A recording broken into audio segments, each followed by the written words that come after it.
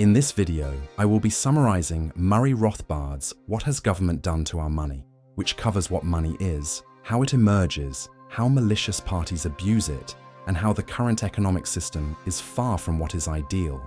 For those who do not know, Murray Rothbard is an anarcho-capitalist who subscribes to the Austrian School of Economics. This school approaches economics from the fundamental truth that humans act, and all human actions are purposeful. One of its fundamental ideas is the subjective theory of value, which is referred to in this book I am about to summarize. Subjective theory of value states that in an exchange, both parties value goods in different order. For example, if person A wants to trade his apple for person B's orange, and if person B wants to trade his orange for person A's apple, then it must be that person A values the orange more than his apple, and person B values the apple more than his orange. I hope that now you have some idea how Rothbard would approach the economy and have a better understanding of the context. Chapter 1. Money in a Free Society. As mentioned in context, Rothbard begins by grounding the discussion in the subjective theory of value, emphasizing that value is not intrinsic to goods, but is determined by individuals based on their preferences and needs. For example, bread might be highly valuable to someone who is hungry, but useless to someone who has plenty. This principle of subjective valuation explains why certain goods were historically chosen as money. They were widely valued by individuals across society. In early economies, trade was conducted through barter, where goods and services were directly exchanged. Rothbard highlights the double coincidence of wants as a major limitation of barter. For instance, if a farmer who grows wheat wanted shoes, he would need to find a shoemaker who not only wanted wheat, but wanted it in the exact quantity the farmer was offering. This inefficiency severely limited economic activity, as finding matching wants became increasingly difficult in complex societies.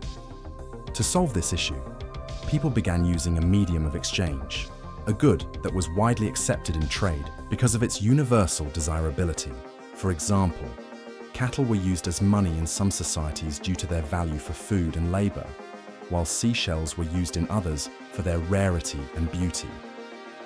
Over time, precious metals like gold and silver emerged as the most effective forms of money because of their portability, durability, divisibility, recognizability, and scarcity.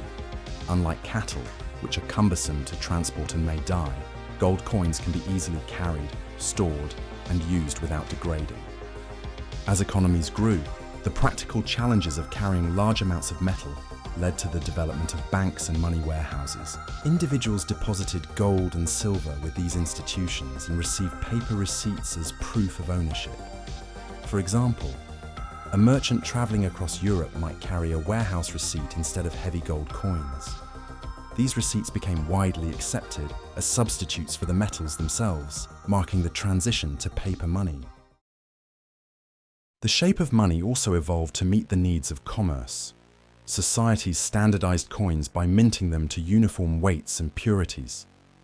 Rothbard cites historical examples of private coinage, such as the coins produced by private mints in England during the Industrial Revolution. These coins were trusted because the private mints had reputations for maintaining consistent quality, unlike governments, which often debase their currencies by mixing precious metals with cheaper ones. Rothbard challenges the notion that there is a proper supply of money. He argues that any amount of money can fulfill its role as a medium of exchange, as prices adjust to the available supply. For instance, whether there is 1 ounce or 1,000 ounces of gold in an economy, the purchasing power of each unit will adapt based on its scarcity. More money does not mean more wealth. It merely changes the nominal prices of goods and services. Addressing the so-called problem of hoarding, Rothbard argues that saving money is not harmful to the economy. For example, if individuals choose to hoard gold coins instead of spending them, prices of goods will naturally fall, increasing the purchasing power of the remaining coins in circulation. This self-regulating mechanism ensures that no intervention is needed to force money into circulation. Rothbard also critiques the idea of stabilizing the price level. He explains that prices naturally fluctuate based on supply and demand, and efforts to artificially fix prices distort the economy.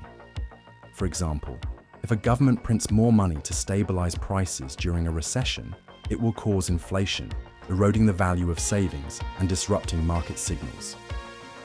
In fact, Rothbard defines inflation as the increase in money supply and sees it entirely as a monetary phenomenon.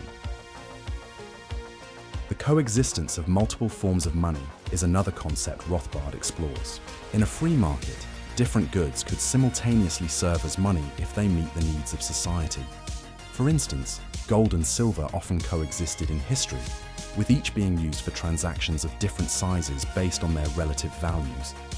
Finally, Rothbard discusses the role of money warehouses, emphasizing their importance in securely storing wealth. These institutions arose naturally in free markets to solve the logistical challenges of carrying and protecting large amounts of precious metals. For example, merchants in medieval Europe often used warehouses in Venice to store their gold and issued transferable receipts to facilitate trade. By weaving in these historical examples, Rothbard demonstrates how money evolved organically in free societies to address the practical challenges of trade and economic activity. He concludes that government interference in money, whether through monopolizing coinage, manipulating supply, or enforcing price stability, disrupts these natural processes and leads to inefficiencies, setting the stage for his critique of state-controlled monetary systems in later chapters. Chapter 2. Government meddling with money. In this chapter, Rothbard explores how governments began to manipulate money for their own purposes, undermining the natural development of monetary systems. He begins by discussing the revenue of government, emphasizing that governments historically faced public resistance to direct taxation. To circumvent this, they turned to inflation, a method of stealthily expanding the money supply to extract wealth. For instance, during the medieval period, monarchs debased coins by reducing their precious metal content while maintaining their nominal value, creating an invisible tax on their citizens. This strategy enabled rulers to fund wars and extravagant projects without openly raising taxes. Rothbard then examines the economic effects of inflation, highlighting its detrimental consequences. Inflation erodes the purchasing power of money, redistributes wealth from savers to early recipients of new money, and distorts economic signals. An example he provides is the hyperinflation in revolutionary France, where the government issued vast amounts of assignats, paper currency, to finance its operations. The resulting devaluation of the currency impoverished citizens, disrupted trade, and destabilized the economy. Inflation, Rothbard argues, disproportionately harms those who save or earn fixed incomes, while benefiting those who can spend newly created money before prices rise. The chapter transitions to compulsory monopoly of the mint, where Rothbard critiques government's monopolization of coinage. Historically, private mints often produced higher quality coins with consistent weights and purities. However, governments outlawed private coinage, centralizing minting power to control money production. For example, in England, the Royal Mint replaced private mints, giving the government the sole authority to issue coins. This monopoly facilitated practices like debasement, where the state could manipulate the currency to its advantage without competition. Debasement, a recurring theme in monetary history, involves reducing the precious metal content of coins while maintaining their face value. Rothbard discusses how Roman emperors systematically debased the denarius to fund their expanding empire. Initially, the denarius was nearly pure silver, but over time, its silver content was diluted to a fraction of its original value. This policy caused rampant inflation, reduced trust in the currency, and contributed to the empire's economic decline. Rothbard introduces Gresham's law and coinage, explaining that bad money drives out good money when governments mandate the acceptance of debased coins at the same value as full-weight coins. An example from American history illustrates this principle. In the 19th century, as silver coins were overvalued relative to gold by government decree, gold coins were hoarded or melted down, leaving only the overvalued silver in circulation. This distortion resulted from legal tender laws, which forced people to use inferior money. Under the subsection bimetallism, Rothbard critiques systems where governments fixed exchange rates between gold and silver. In the United States, the official ratio of 16.1, 16 ounces of silver equaling 1 ounce of gold, often diverged from market ratios, leading to one metal being undervalued and driven out of circulation. For example, during the 1830s, when the market ratio favored silver, gold disappeared from circulation, leaving silver as the dominant currency. The discussion on legal tender builds on these concepts. Rothbard argues that legal tender laws, which force creditors to accept specific money for debts, distort natural market preferences. During the Civil War, for instance, the US government issued greenbacks, unbacked paper money, as legal tender. This caused gold and silver to be hoarded, as people preferred holding stable commodities over depreciating paper currency. Legal tender laws, Rothbard asserts, serve as tools for governments to impose their debased or fiat money on the public. Rothbard continues Chapter 2 by examining how government interference evolved into more systematic and institutionalized forms, starting with permitting banks to refuse payment. In a free market, banks would be required to redeem their issued notes and deposits in gold or silver on demand. However, governments often granted banks the privilege to suspend these payments during financial crises. For example, during the Panic of 1819 in the United States, banks refused to honor their obligations to redeem paper money for specie, gold or silver, effectively forcing the public to accept worthless paper. This practice, often sanctioned by governments, protected banks from insolvency while undermining public trust in the monetary system. It also created a precedent for allowing banks to inflate the money supply without facing the natural discipline of redemption. The establishment of central banking further eroded the checks on inflation. Rothbard explains that central banks, such as the Bank of England and later the Federal Reserve in the United States, were created to centralize and stabilize monetary systems, but primarily served as tools for government control. Central banking allowed for removing the checks on inflation, as these institutions acted as lenders of last resort. By guaranteeing the liquidity of commercial banks, central banks enabled them to expand credit far beyond what would have been possible under a specie-based system. For instance, during World War I, central banks in Europe abandoned gold convertibility, printing vast amounts of money to finance the war, leading to severe post-war inflation. Central banks also played a key role in directing the inflation by determining where newly created money entered the economy. Rothbard highlights how this process benefits politically favored groups, such as governments, military contractors, and large financial institutions who receive the new money first. These groups can spend it before prices rise, while ordinary citizens, who receive it later, face the full brunt of inflation. For example, during the New Deal era in the United States, government-directed monetary expansion primarily benefited infrastructure projects and industrial sectors, leaving many consumers to cope with rising prices. The abandonment of the gold standard is addressed in Going Off the Gold Standard, where Rothbard critiques governments for severing the link between money and a tangible commodity like gold. He describes how the US government, under President Franklin D. Roosevelt, confiscated private gold holdings in 1933 and outlawed gold ownership, forcing citizens to accept unbacked paper dollars. By removing the restraint of gold, governments gained the ability to inflate the money supply indefinitely, leading to the devaluation of the currency and a loss of purchasing power for individuals. In Fiat Money and the Gold Problem, Rothbard explains that fiat money, money without intrinsic value or backing, solves the government's gold problem by eliminating the need for physical reserves. Fiat money allows governments to inflate the money supply at will, unrestrained by the cost of producing real commodities like gold. Rothbard contrasts this with gold, which requires labor and resources to mine, refining its supply naturally through market forces. The switch to fiat money marked a fundamental shift in monetary policy, allowing governments to finance deficits and engage in perpetual inflation. Rothbard revisits fiat money and Gresham's law, showing how fiat systems exacerbate the displacement of sound money. When governments impose fiat currency as legal tender, people hoard stable forms of money, like gold or silver, and circulate fiat money instead. He cites the inflationary crises of the 1970s, where individuals and nations increased their gold reserves as confidence in the US dollar waned. The displacement of stable money further destabilizes economies, as fiat systems lack the self-regulating mechanisms of commodity-based systems. The chapter concludes with government and money, where Rothbard summarizes his argument that government involvement in money is inherently detrimental. Governments have historically manipulated money to serve their own interests through inflation, legal tender laws, central banking, and the abandonment of sound money standards.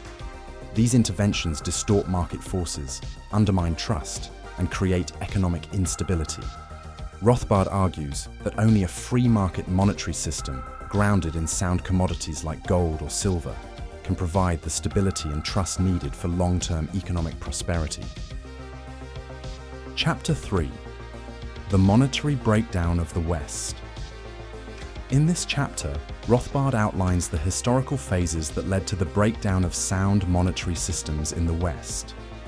He provides a chronological account of the transition from the classical gold standard to the modern era of fiat currencies, emphasizing how government policies undermined monetary stability and economic freedom. Phase 1: The classical gold standard.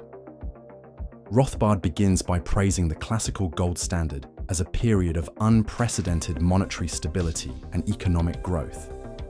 Under this system, national currencies were directly tied to a fixed amount of gold, which served as a universal standard of value.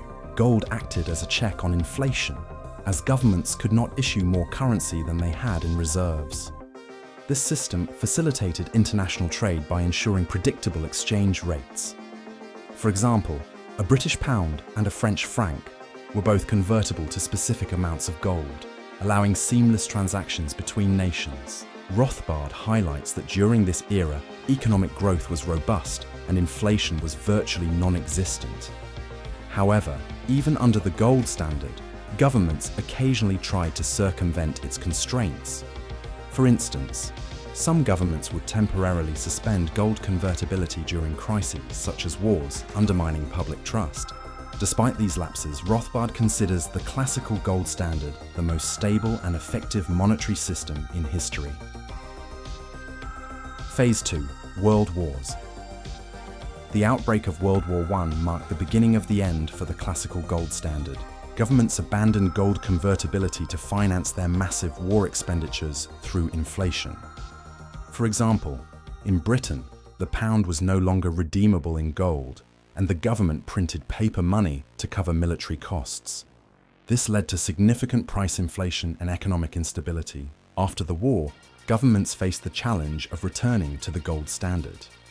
However, rather than restoring the pre-war system, many countries adopted compromise policies, such as pegging their currencies to overvalued gold reserves or imposing strict deflationary measures to maintain parity.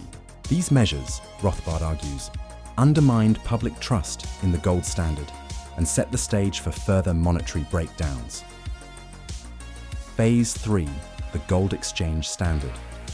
The interwar period saw the introduction of the gold exchange standard, a flawed system that replaced the classical gold standard. Under this arrangement, countries no longer held gold directly, but instead held reserves in the form of currencies like the British pound and the US dollar, which were supposedly backed by gold. For example, Britain pegged the pound to gold at a pre-war rate, even though the country lacked sufficient reserves to support this valuation. Rothbard critiques this system as inherently unstable.